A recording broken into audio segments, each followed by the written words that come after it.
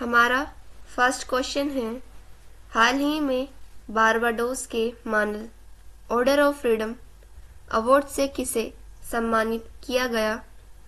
Option से ए Om Birla, B Draupadi Murmu, सी जगदीप धनखड़ या D Narendra Modi. इसका हमारा ऑप्शन नंबर डी सही है, नरेंद्र मोदी।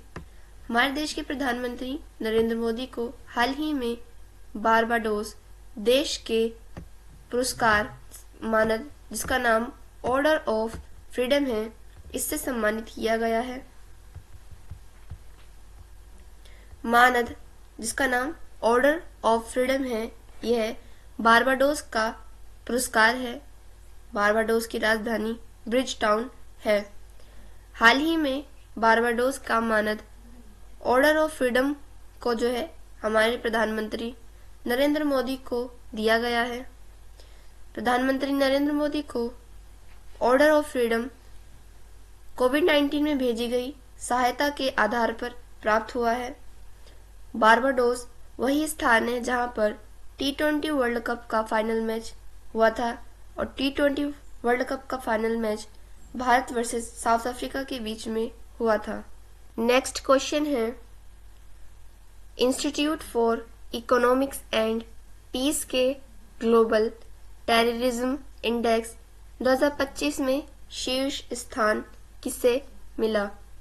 ऑप्शन से A Burkina Faso, B Pakistan, C Syria या डी भारत। इसका ऑप्शन नंबर ए सही है, बुर्किना फासो। हाल ही में ग्लोबल टेररिज्म इंडेक्स की सूची शामिल हुई है और इस सूची में जो शीर्ष स्थान है, जो पहले क्रम पर जो देश है जो कि टेररिज्म इंडेक्स में शीर्ष स्थान पर आया है, वह बुर्किना फासो है। ग्लोबल टेररिज्म इंडेक्स को इस आधार पर जारी किया जाता है कि किस देश में टेररिज्म से कितना प्रभाव पड़ रहा है, कितना माहौल खराब हो रहा है, कितने लोगों की मृत्यु हुई है। इस आधार पर ग्लोबल टेररिज्म इंडेक्स को जारी किया जाता है।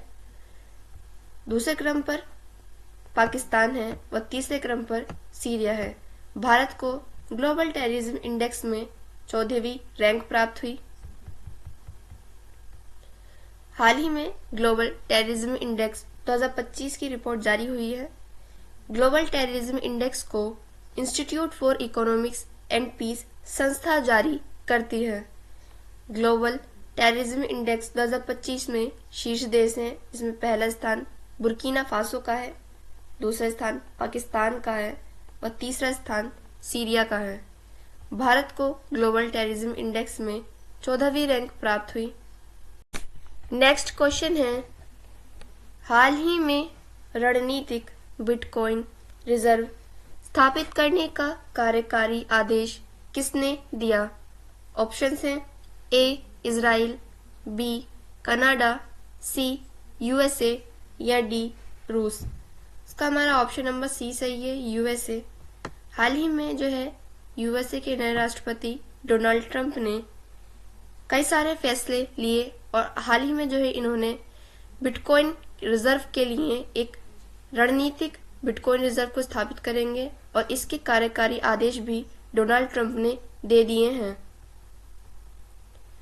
बिटकॉइन रिजर्व रणनीति को हाल ही में यूएसए ने जो है मंजूरी दे दी है। ये एक बिटकॉइन रिजर्व रणनीति को स्थापित करेंगे। यूएसए की राजधानी वॉशिंगटन डीसी है। यूएसए में स्थापित होने वाले बिटकॉइन रिजर्व रणनीति के जो आदेश हैं वह डोनाल्ड ट्रंप ने दिए हैं। बिटकॉइन क्या होता है? तो बिटकॉइन एक क्रिप्टो करेंसी या आभासी मुद्रा होती है जो कि इंटरनली होती है, फिजिकली नहीं होती है। बिटकॉइन करेंसी जो है इसका सिद्धांत जो होता है वह ब्लॉकचेन टेक्नोलॉजी होता है। नेक्स्ट क्वेश्चन है, प्रतिवर्ष अंतर्राष्ट्रीय महिला दिवस कब मनाया जाता है? ऑप्शन से ए 5 मार्च, बी 6 मार्च, सी 7 मार्च या डी 8 मार्च। इसका ऑप्शन नंबर डी सही है, 8 मार्च। 8 मार्च को प्रतिवर्ष अंतर्राष्ट्रीय महिला दिवस मनाया जाता है।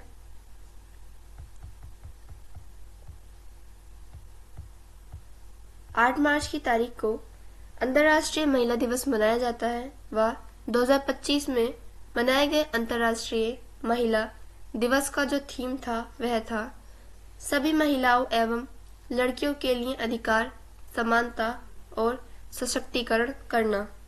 महिलाओं के जो आधार है, जो अधिकार है, उनको बढ़ाना, महिलाओं को समानता प्राप्त करना व वुमेन एम्पावरमेंट को बढ़ावा देना। अंतर्राष्ट्रीय महिला 8 मार्च को मनाया जाता है व राष्ट्रीय महिला दिवस 13 फरवरी को मनाया जाता है। राष्ट्रीय महिला दिवस 13 फरवरी को जो है सरोजिनी नायडू के जन्म दिवस के उपलक्ष्य में मनाया जाता है।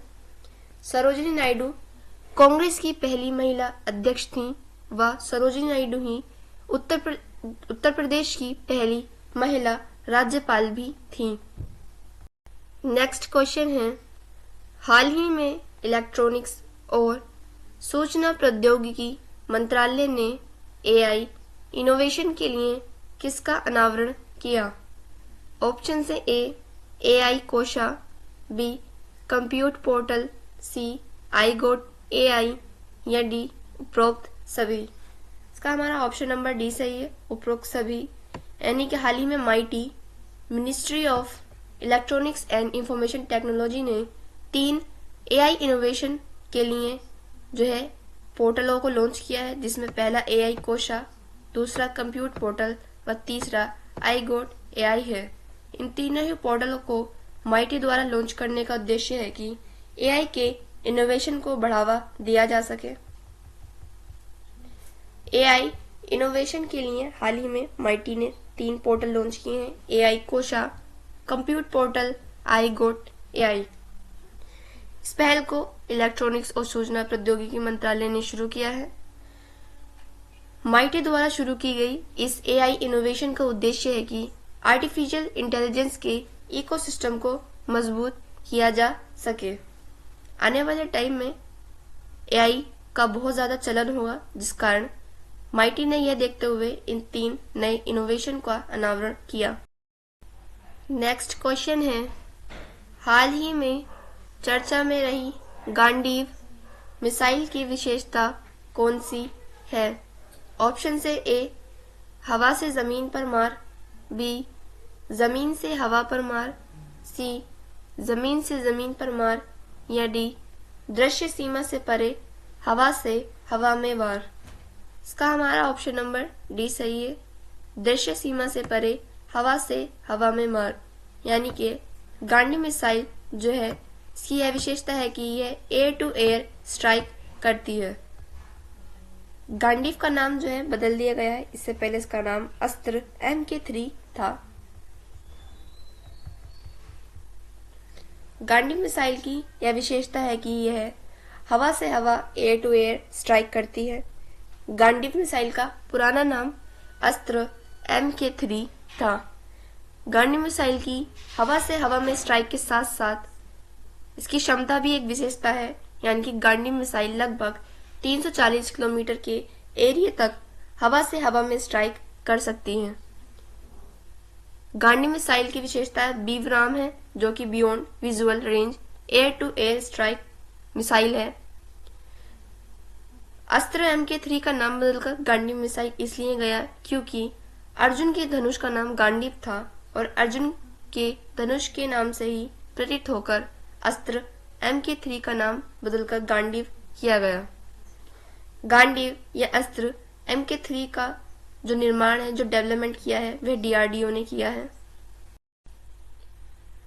नेक्स्ट क्वेश्चन है, भारत की पहली active pharmaceuticals ingredients green hydrogen और 2G एथेनॉल की एकीकृत विनिर्माण सुविधा कहाँ स्थापित होगी? ऑप्शन से ए उत्तराखंड, बी हिमाचल प्रदेश, सी पंजाब या डी राजस्थान। इसका हमारा ऑप्शन नंबर बी सही है, हिमाचल प्रदेश। हाल ही में जो है हिमाचल प्रदेश में 3 एकीकृत विनिर्माण सुविधा स्थापित होगी, जिसमें पहला फार्मास्यूटिकल्स इंग्रेडिएंट्स होंगे, दूसरा ग्रीन हाइड्रोजन होंगे और तीसरा 2G एथेनॉल होंगे। इन तीनों की ही एकीकृत विनिर्माण सुविधा जो है हिमाचल प्रदेश में स्थापित की जाएगी। हिमाचल प्रदेश में जो है नई फार्मास्यूटिकल्स इंग्रेडिएंट्स ग्रीन हाइड्रोजन व 2G एथेनॉल विनिर्माण सुविधा को हिमाचल प्रदेश के सोलन जिले से शुरू किया जाएगा। हिमाचल प्रदेश के मुख्यमंत्री सुखविंदर सिंह सुक्खू हैं। हिमाचल प्रदेश में स्थापित होने वाली इस active pharmaceutical ingredients green hydrogen व 2G एथेनॉल विनिर्माण सुविधा को स्थापित करने का उद्देश्य है कि हिमाचल प्रदेश का एक टारगेट है और इस टारगेट के तहत हिमाचल प्रदेश को 2025 तक भारत का पहला हरित ऊर्जा राज्य बनना है। नेक्स्ट क्वेश्चन है, हाल ही में महिलाओं की सुरक्षा और सम्मान सुनिश्चित करने के लिए प्रोजेक्ट हिफाजत किसने प्रारंभ किया? हमारे ऑप्शन से ए पंजाब, बी उत्तर प्रदेश, सी गुजरात या डी महाराष्ट्र। इसका हमारा ऑप्शन नंबर ए सही है, पंजाब। पंजाब ने जो है हाल ही में प्रोजेक्ट हिफाजत को शुरू किया है। प्रोजेक्ट हिफाजत को जो है महिलाओं की सुरक्षा और सम्मान को बचाने के लिए शुरू किया है। प्रोजेक्ट हिफाजत को हाल ही में पंजाब ने लॉन्च किया है। प्रोजेक्ट हिफाजत को लॉन्च करने का उद्देश्य है कि महिलाओं को सुरक्षा एवं सम्मान प्रदान किया जा सके। पंजाब के मुख्यमंत्री भगवंत मान हैं व वर्तमान में पंजाब के राज्यपाल या गवर्नर गुलाब चंद कटारिया हैं। नेक्स्ट क्वेश्चन है, हाल ही में सेना की क्षमताओं को दर्शाने वाला शौर्य वेदनाम उत्सव कहाँ प्रारंभ हुआ?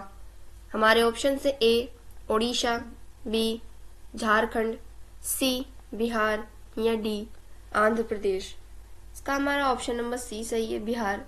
हाल ही में बिहार में जो है शौर्य वेदनाम उत्सव को प्रारंभ किया गया है। शौर्य वेदनाम उत्सव में हमारे सेना की क्षमताओं को दर्शाया गया है। शौर्य वेदनाम उत्सव को हाल ही में बिहार ने होस्ट किया है। बिहार के पूर्व चंपारण मोतिहारी में शौर्य वेदनाम उत्सव का शुभारंभ किया गया। शौर्य वेदनाम उत्सव में नेवी, एयरफोर्स और आर्मी के द्वारा किए गए अचीवमेंट्स को शामिल किया गया है। शौर्य वेदनाम उत्सव को कराने का उद्देश्य है कि हम अपनी सेना के बारे में जान सकें। अपनी सेना के बारे में जानो अभियान है शौर्य वेदनाम उत्सव, जिसमें हम अपनी नेवी, एयरफोर्स और आर्मी तीनों ही सेनाओं के द्वारा अचीवमेंट्स को जान सके। बिहार के मुख्यमंत्री नीतीश कुमार हैं व वर्तमान में बिहार के राज्यपाल आरिफ मोहम्मद खान हैं। हमारा लास्ट क्वेश्चन है, हाल ही में देश की पहली महिला विधि सचिव बनने का गौरव किसने हासिल किया? हमारे ऑप्शन से ए अंजू राठी राणा, बी कृष्ण जयशंकर, सी तनुष्का सिंह या डी निकिता पोरवाल। इसका हमारा ऑप्शन नंबर ए सही है, अंजू राठी राणा। अंजू राठी राणा पहली महिला विधि सचिव बनने की उपलब्धि हासिल की है। वहीं तनुष्का सिंह पहली स्थायी फ्लाइंग ऑफिसर बनी है एयरफोर्स में व निकिता पोरवाल फेमिना मिस इंडिया रही। पहली महिला विधि सचिव बनने की उपलब्धि हाल ही में अंजू राठी राणा ने प्राप्त की है। ब्रिटिश भारत के पहले विधि आयोग सचिव मैकाले थे व आजाद भारत के पहले विधि सचिव MC सीतलवाड़ थे। स्टूडेंट्स, ये क्लास हम यही खत्म करते हैं। नेक्स्ट क्लास में हम करंट अफेयर्स से बनने वाले और भी क्वेश्चंस को पढ़ेंगे। Thank you and thanks for watching.